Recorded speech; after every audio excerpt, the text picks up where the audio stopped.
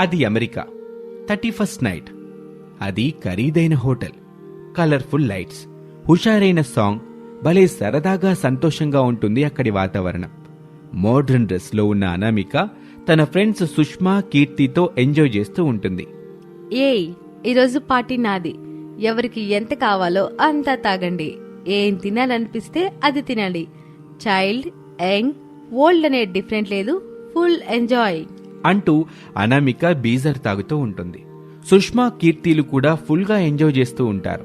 ఆ తర్వాత అందరూ కలిసి ఆ హోటల్లో కేక్ కట్ చేస్తారు. అనామిక తన ఫ్రెండ్స్ అందరికీ న్యూ ఇయర్ సందర్భంగా గిఫ్ట్స్ ఇస్తుంది.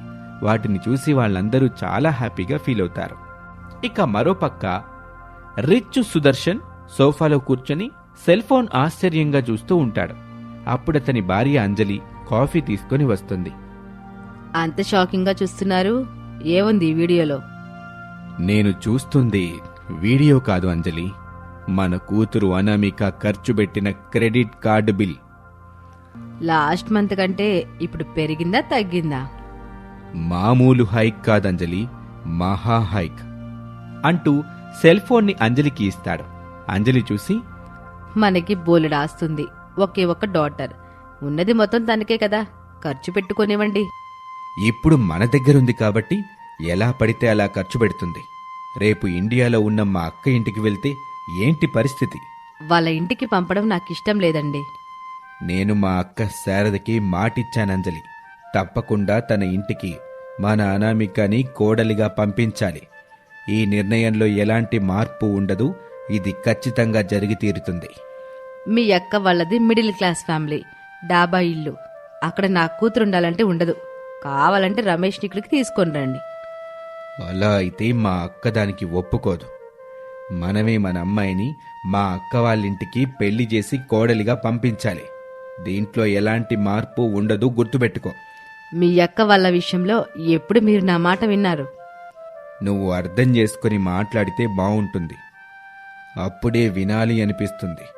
అంతేకాని వితండవాదం చేస్తే ఎలా చెప్పు అని ఆ భార్యాభర్తలిద్దరూ సీరియస్గా మాట్లాడుకుంటూ ఉంటారు. అప్పుడే నిద్రలేచిన అనామిక నిద్రమబ్బుతో వాళ్ళ దగ్గరికొస్తుంది. Good morning dad. Good morning baby. Hi mom. Hi Anu. Mom, coffee తీసుకొస్తానను. చూడండి, ఇప్పటి వరకు పడుకుంటే మీ అక్కయ్య వాళ్ళు ఊరుకుంటారా చెప్పండి? ఎప్పుడో కోడి కొతుకు లేవాలి. ఇప్పుడు మా అక్క వాళ్ళ ఇంట్లో కూడా సెల్ ఫోన్ అలారం మోత వినబడుతుందిలే అంజలి, నువ్వు వరీ అవ్వకు. మన దగ్గర చాలా ఖరీదైన కాఫీ తాగుతుందండి. అక్కడ దానికి ఇలాంటి ఖరీదైన కాఫీ దొరుకుతుందా? అక్కడ కూడా వాళ్ళ స్తోమతకు తగ్గట్టుగా వాళ్ళు తాగుతారులే అంజలి. ఇక మీతో వాదన నేను చేయలేను. మీ ఇష్టం వచ్చింది చేసుకోండి అని చెప్పి అక్కడి నుంచి అంజలి వెళ్ళిపోతుంది. డాడ్, మీ వాదన చూస్తుంటే నన్ను ఇండియా పంపించేలా ఉన్నారు. అవును బేబీ, అక్కడ మా అక్క శారద ఉంది కదా. మీ అక్క ఒక్కతే కాదు డాడ్, మా బావ రామ్ కూడా ఉన్నాడు. అయితే రామ్ని పెళ్లి చేసుకుంటావు బేబీ? ఎస్ డాడ్, నాకు రామ్ బావ అంటే చాలా ఇష్టం. అయితే మనం రేపే ఇండియాకి వెళ్దాం. షూర్ డాడ్ అని ఇద్దరూ మాట్లాడుకుంటూ ఉండగా అంజలి కాఫీ తీసుకుని వస్తుంది. అంజలి, నీకొక గుడ్ న్యూస్. అనామిక ఇండియా వెళ్ళటానికి ఒప్పుకుంది. మీరేదో మాయ చేసుంటారు. లేదు మామ్, నాకు రామ్ బావ అంటే చాలా ఇష్టం, అందుకే ఒప్పుకున్నాను అని చెప్పి సిగ్గుపడుతూ అక్కడి నుంచి వెళ్ళిపోతుంది అనామిక. ఓ 2 రోజులు గడిచిన తర్వాత రిచ్ సుదర్శన్, మోడ్రన్ అనామిక, అంజలి ముగ్గురు ఇండియాలో శారద డాబా ఇంట్లో కూర్చొని ఉంటారు. ఫ్యాన్ తిరుగుతూ ఉంటుంది. ఏసీ లేదా అత్తయ్య? అంటే బేబీ, మీ అత్తయ్య వాళ్ళు మిడిల్ క్లాస్ వాళ్ళు కదా, ఏసీలు కొని ఆర్థిక స్తోమత ఉండదు, అందుకని కొని ఉండర్లే. అత్తి వాళ్ళకుంటే ఒకటి, మనకుంటే ఒకటే మామ్. ఇక్కడ అక్కడ అంతా నాదే కదా అని చెప్పగానే శారద, ప్రసాదు, రమేషు, సుదర్శన్ సంతోషపడతారు. ఒక అంజలి మాత్రమే ముఖం తిప్పుకుంటుంది. బాబు రమేష్, అనామికాని పెళ్లి చేసుకోవటం నీకిష్టమేనా అని సుదర్శన్ అడగగానే రమేష్ సిగ్గుపడుతూ అక్కడి నుంచి వెళ్ళిపోతాడు. అది చూసి శారద, ప్రసాదు, సుదర్శన్ నవ్వుకుంటారు. అనామిక కూడా సిగ్గుపడుతూ తలదించుకుంటుంది. అక్క, నేను నీతో కాస్త పర్సనల్గా మాట్లాడాలి అనుకుంటున్నాను. సరే తమ్ముడు, పెరట్లోకి వెళ్దామా, డాబా మీదకి వెళ్దామా, నీ ఇష్టమే. మనం మాట్లాడుకునే మాటలు ఎవరూ వినకూడదక్కా అయితే డాబా మీదకి వెళ్దాం పద తమ్ముడు. అని ఇద్దరూ కలిసి డాబా మీదకు వెళ్తారు. అక్కడ శారద, సుదర్శన్ ఇద్దరూ మాట్లాడుకుంటారు. తను అనామిక గురించి చెప్పాల్సింది మొత్తం తన అక్కతో చెప్తాడు. అందుకు శారద కూడా ఒప్పుకుంటుంది. ఒక వారం రోజులు గడిచిన తర్వాత అనామిక, రమేష్లకి చాలా గ్రాండ్గా ఒక ఫంక్షన్ హాల్లో ఘనంగా పెళ్లి జరిపిస్తారు. ఇప్పుడు అనామిక మోడ్రన్ అనామిక కాదు, మిడిల్ క్లాస్ కుటుంబానికి చెందిన కోడలు. Middle class Anamika. చీరకట్టులో అందంగా తయారై ఉంటుంది అనామిక. కూతురుని అలా చీరలో చూసి సుదర్శన్ చాలా సంతోషపడతాడు. అంజలి మాత్రం ఈ పెళ్లి ఇష్టం లేదు కాబట్టి ఏమీ ఇష్టం లేనట్టుగా ముఖం పెడుతుంది. బాయను, జాగ్రత్తగా మీ అత్తయ్య శారద, అదే మా అక్క చెప్పినట్టుగా నడుచుకో. నీ వల్ల వాళ్ళు ఎలాంటి ఇబ్బంది పడకూడదు, సరేనా అని సుదర్శన్ అంటాడు. అనామిక హ్యాపీగా వాళ్ళను అమెరికా పంపిస్తోంది. అత్తగారింట్లో శారద చెప్పినట్టుగా నడుచుకుంటూ ఇంటి పని, వంట పని చేసుకుంటూ ఉంటుంది అనామిక. ఒకరోజున అత్తాకోడళ్ళు బజార్ నుంచి కూరగాయలు తీసుకుని వెళ్తూ ఉంటే అనామికకి ఖరీదైన నగల షాపు కనిపిస్తుంది. అత్తయ్య, మనం ఈ షాపులోకి వెళ్దాం. వామో, వద్దు కోళ్ళ, ఇది చాలా ఖరీదైన నగల షాపు. మన మిడిల్ క్లాస్ వాళ్ళు అలా అద్దాల్లో కనబడుతున్న వాటిని చూసి మురిసిపోవాలి తప్ప కావాలి, కొనుక్కోవాలనుకోకూడదు. అనుకుంటే ఏమవుతుంది అత్తయ్య, బాధ అవుతుంది కోడలా. అందుకే మనకు అలాంటి ఖరీదైన నగలు వద్దులే. ఆదివారం సంతలో తక్కువ ధరలో గిల్టీ నగలు దొరుకుతాయి, వాటిని కొనుక్కుందాం కోళ్ళ, పద అని చెప్పగానే అనామిక ముఖం మార్చుకుంటుంది. పద కోళ్ళ అని చెప్పి శారద ముందు నడుస్తుంటే అనామిక తన వెనకాలే నడుస్తూ ఉంటుంది. అలా మరింత దూరం వెళ్ళిన తర్వాత గ్లాసుల్లో కలర్ఫుల్ లైట్స్లో మెరిసిపోతున్న ఒక బట్టల షాపు కనిపిస్తుంది. అనామికకి ఆ బట్టల షాపుని చూడగానే ఎంతో సంతోషమేస్తుంది. వాటిని చూడాలని, ఏదో ఒకటి తీసుకోవాలని అనామికకి అనిపిస్తుంది. వెంటనే అత్తగారు శారద దగ్గరికి వెళ్ళి ఇలా అంటుంది. అత్తయ్య, ఆ షాపింగ్ మాల్లోకి వెళ్దామా? వద్దు కోళ్ళ, ఇది కూడా చాలా ఖరీదైన బట్టల షాపింగ్ మాలు. ఇక్కడ ఒకదానికి పెట్టే డబ్బులతో మనకు మన ఇంటి దగ్గరున్న చిన్న బట్టల కుట్లో 2-3 చీరలు వస్తాయి. అవి కూడా భలే అందంగా ఉంటాయి. నువ్వు వాటిని కట్టుకుంటే ఆ చీరలకి అందం వస్తుంది కోళ్ళ. అది కాదత్తయ్య, డబ్బుల గురించి మీరేం బాధపడద్దు. డాడ్ నాకు కార్డ్స్ ఇచ్చి వెళ్ళారు.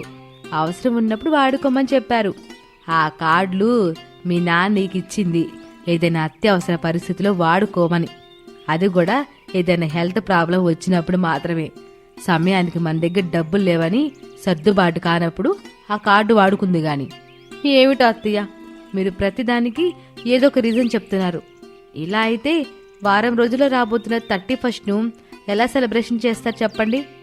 చెప్పడం ఎందుకు కోళ్ళ, ఇంటి దగ్గర చేసి చూపిస్తాను కదా అని చెప్పి అక్కడి నుంచి అనామికాని తీసుకుని ఇంటికి వస్తుంది. అలా వారం రోజులు గడిచిపోతాయి. ఆ రోజు 31st నైట్. ఇంట్లోని వాళ్ళు మెలకువగా ఉన్నారు. సరిగ్గా 12 గంటలైంది. రమేష్ కేక్ తీసుకొచ్చి హాల్లో ఉన్న టీపాయ్ మీద పెడతాడు. శారదా, సమయం సరిగ్గా 12 గంటలైంది. కోళ్ళ, కేక్ కట్ చేయమ్మా అని చెప్పగానే అనామిక కేక్ మీద ఉన్న క్యాండిల్స్ని గట్టిగా ఊతుంది. అందరూ హ్యాపీగా happy new year, bye bye old year అంటూ చప్పట్లు కొడతారు. అనామిక, ఇప్పుడు కేక్ కట్ చేయి అని రమేష్ చెప్పగానే అనామిక కేక్ కట్ చేస్తుంది. ఆ కేకుని అందరికీ తినిపిస్తుంది. అందరూ కలిసి అనామికకి ఆ కేక్ తినిపిస్తారు. ఆ తరువాత రమేష్ అనామికాని తీసుకొని బయటకు వస్తారు. అనామికకి కాల్చమని, నూతన సంవత్సరానికి గ్రాండ్గా స్వాగతం చెప్పమని కొన్ని క్రాకర్స్ ఇస్తారు. అనామిక అదే అక్కడి సంతోషం కాబోలు అనుకుని వాళ్ళిచ్చిన క్రాకర్స్ని కాలుస్తుంది. అందరూ కలిసి ఆకాశంలో పేలుతున్న బాంబుల్ని, టపాకాయల్ని చూస్తూ ఎంతో సంతోషపడతారు. అలా rich Anamika 31st night celebration ఆ మిడిల్ క్లాస్ శారద ఇంట్లో జరుగుతుంది. ఏదేమైనా కూడా అనామిక తన పుట్టింట్లో ఎంత లగ్జరీని అనుభవించినా, ఎలాంటి వేడుకల్ని ఎంత ఘనంగా జరుపుకున్నా, అత్తారింటికొచ్చిన తర్వాత తన అత్తగారు శారద ఆర్థిక పరిస్థితిని తెలుసుకొని వాళ్లకు నచ్చినట్టుగా, వాళ్ల స్తోమతకు తగ్గట్టుగానే ప్రతి ఒక్క వేడుకని జరుపుకోవటం మొదలుపెడుతుంది. డబ్బులో పెరిగొచ్చాను కదా అని అదే స్థాయిని ఇక్కడా చూపించాలని అనామిక అనుకోలేదు. తన తండ్రి చెప్పినట్టుగా అత్తగారు శారదకి, ఆ ఇంటి కుటుంబ సభ్యులకి ఎలాంటి ఇబ్బంది తీసుకురాకుండా సంతోషంగా అన్నిటినీ సర్దుకుంటూ ఆనందంగా గడిపేస్తూ ఉంటుంది అనామిక. ఇది వాల్టి కదా రిచ్ కోడలి 31st సెలబ్రేషన్. మరొక వీడియోలో మళ్ళీ కలుద్దాం. Thank you. డాబా ఇంటి ముందు ఖరీదైన ఎర్ర కారు ఆగి ఉంది. కారులో మెరిసిపోతున్న నగలు వేసుకుని సుశీల కూర్చొని ఉంది. ఆమె పక్కన సూటు బూట్లో కూర్చుని ఉన్నాడు తన భర్త భూషణ్. సుశీల గుమ్మం వైపు చూస్తూ, వివేక్ 2 దెబ్బలు కొట్టైనా సరే ఆ అనామికని తీసుకురా. ₹1 కోటి పెట్టి కొన్నాం మనం. దానిని వదిలిపెట్టకు. అవును బాబు, ₹1 కోటి అనామికని మనకి తన అత్తగారు శారద అమ్మేసింది. గట్టిగా బలంగా లాక్కొండ్రా అని అంటాడు. ఇంట్లో నుంచి అనామిక చేతిని పట్టుకొని వివేక్ గట్టిగా లాగుతూ ఉంటాడు. అనామిక ఏడుస్తూ ఉంటుంది. శారద అనామికని వెనక నుంచి నెట్టుతూ ఉంటుంది. వద్దత్తయ్య, నన్ను వాళ్ళకి అమ్మొద్దత్తయ్య. అయ్యో పిచ్చి కోడలా, ₹1 కోటి తీసుకుని నిన్నాళ్ళకి అమ్మేశాను. ఇప్పుడు నువ్వు వాళ్ళతో వెళ్ళనంటే తీసుకున్న కోటికి మరొక ₹1 కోటి పెనాల్టీకి ఇమ్మంటున్నారు కోళ్ళ. వాళ్ళతో వెళ్ళిపో, నిన్నక్కడ మహారాణిలో చూసుకుంటారు. నేను వెళ్ళనత్తయ్య, నాకక్కడ మహారాణి యోగం వద్దు. ఇక్కడ పని మనిషి జీవితం చాలు. నేను వెళ్ళనత్తయ్య అని అనామిక బ్రతిమాలుతూ ఉంటుంది. వివేక్ లాగుతూ ఉంటాడు. శారద వెనక నుంచి బలంగా నెడుతూ ఉంటుంది. ఏమయ్యా వివేకు, ఒక ఆడపిల్లని లాగలేకపోతున్నావే, గట్టిగా లాగు అని శారద అనగానే వివేక్కి కోపం వచ్చింది. పళ్ళు కొరుకుతూ గట్టిగా అనామిక చేతిని పట్టుకొని లాగుతూ కారు దగ్గరికి తీసుకుని వస్తాడు. అప్పుడు అనామిక పిల్లలు హరీషు, భవ్యలు స్కూల్ నుంచి ఇంటికొస్తారు. ఇంటికి కొద్ది దూరంలో ఆగిపోయి ఏడుస్తున్న తమ తల్లి అనామిక వైపు చూస్తారు. వివేక్ బలంగా అనామికని కారులోకి ఎక్కిస్తూ ఉంటాడు. అప్పుడు హరీష్ కోపంగా, ఒరేయ్ మా అమ్మని వదిలిపెట్టురా అని చేతుల్లో ఉన్న లంచ్ బ్యాగ్ని వదిలిపెట్టి అనామిక దగ్గరికి పరుగున వస్తాడు. ఆవేశంగా దిక్కులు చూస్తున్న భవ్యకి ఒక రాయి కనబడుతుంది. భవ్య ఆ రాయిని పట్టుకుని కారు దగ్గరికి పరిగెత్తుకుంటూ వస్తూ ఉంటుంది. వివేక్ అనామికని కారులో ఎక్కిస్తాడు. కారు దగ్గరకొచ్చిన హరీష్ని శారద గట్టిగా పట్టుకుంటుంది. భవ్య తన చేతిలో ఉన్న రాయితో కారు మీద కొడుతుంది. వివేక్ కారుని స్టార్ట్ చేస్తాడు. శారద పట్టుకున్న హరీష్ కోపంగా తన చేతుకున్న స్మార్ట్ వాచ్ని తీసి వివేక్ మీదకు విసిరేస్తాడు. ఆ స్మార్ట్ వాచ్ కారులో పడిపోతుంది. కారు అక్కడి నుంచి వెళ్ళిపోతుంది. ఇద్దరినీ చేతులతో పట్టుకుని ఇంట్లోకొస్తుంది శారద. హరీషు, భవ్యలు కోపంగా శారదను తిడుతూ ఉంటారు. కోపం వచ్చి శారద పిల్లల్ని బాగా ఎలా పడితే అలా కొడుతుంది. పిల్లలు ఏడుస్తూ ఉంటారు. పిల్లల్ని కొట్టి కొట్టి అలసిపోయిన శారద అక్కడి నుంచి తన రూమ్ వైపు వెళ్ళిపోతుంది. అప్పుడు కింద పడిన తన సెల్ ఫోన్ని మరిచిపోతుంది శారద. అది చూసిన హరీషు తమ తండ్రి రమేష్కి ఫోన్ చేస్తాడు. రమేష్ బస్సులో ఉన్నాడు. పని మీద వేరే దేశం వెళ్లి తిరిగి ఇంటికొస్తున్నాడు. హరీష్ ఏడుస్తూ జరిగిన విషయం మొత్తం చెప్తాడు. బస్లో ఉన్న రమేష్ కంగారు పడుతూ ఉంటాడు. పిల్లలు, మీరు భయపడకండి, నేను వస్తున్నాను కదా. అమ్మకి ఏమీ కాదు. ఇంతకీ తాతయ్య ఎక్కడున్నాడు? తాతయ్య ఇంటి దగ్గర లేడు నాన్న, ఎక్కడికి వెళ్ళాడో ఏమో. సరే సరే పిల్లలు, మీరు భయపడకండి, నేను వస్తున్నాను, అమ్మకేమీ కాదు అని చెప్పి రమేష్ ఫోన్ పెట్టేస్తాడు. హరీషు, భవ్య ఏడుస్తూ ఉంటారు. రమేష్ వెంటనే తన తండ్రి ప్రసాద్కి ఫోన్ చేస్తూ ఉంటాడు. కానీ తన ఫోన్ ఎందుకో కలవటం లేదు. రమేష్ టెన్షన్ పడుతూ ఉంటాడు. బస్ అలా ముందుకు వెళ్తూ ఉంటుంది. శారద బెడ్ మీద పరుచుకున్న డబ్బును చూసి మురిసిపోతూ ఉంటే తన భర్త ప్రసాదు కోపంగా అప్పుడే ఇంటికొస్తాడు. కోపంగా గట్టిగా, శారదా, నేను విన్నది నిజమేనా? గట్టిగా అరవబాకండి, నాకేం చెవులు లేదు. హాల్లో పిల్లలేడుస్తున్నారు. అనామిక ఎక్కడికెళ్ళింది? ఏడుస్తున్న పిల్లలు చెప్పలేదా మీకు? వాళ్ళ మమ్మీ, అదే మీ కోడలు అనామిక ఎక్కడికి వెళ్ళిందో? అయితే పిల్లలు చెప్పింది నిజమన్నమాట. వాళ్ళేం చెప్పారు నాకు తెలియదు గాని నేను చెప్పేది మాత్రం నిజం. స్పృహలోనే ఉండి చెబుతున్నాను ఏనండి. నాకు కావలసిన డబ్బుల కోసం కోడలు అనామికని ₹1 కోటి అమ్మేశాను అని శారద చెప్పగానే ప్రసాద్కి మరింత కోపం వచ్చింది. లాగిపెట్టి శారద చెంప మీద కొట్టాడు. దాంతో శారద కోపంగా తిరిగి కొట్టటానికి ప్రసాద్ మీదకి చెయ్యెత్తుతుంది. అది చూసి, కొట్టు శారదా, కొట్టు, కొట్టడానికి చెయ్యెత్తి ఆగిపోయేవెందుకు, కొట్టు. మిమ్మల్ని కొట్టి నాకొచ్చిన ₹1,00,00,000 సంతోషాన్ని పాడు చేసుకోలేనుగా. ఇలా చూడండి, మీ అందరికీ తెలుసు నాకు డబ్బు పిచ్చ చాలా ఉందని. ఆ డబ్బు కోసం ఏదైనా చేయడానికి వెనకడుగు వేయనని. డబ్బు కోసం మరీ నీచమైన పనులు చేస్తావని అనుకోలేదు శారదా. నీచమో కాదు, నికృష్టమో కాదు, డబ్బు మహత్యం అంతే.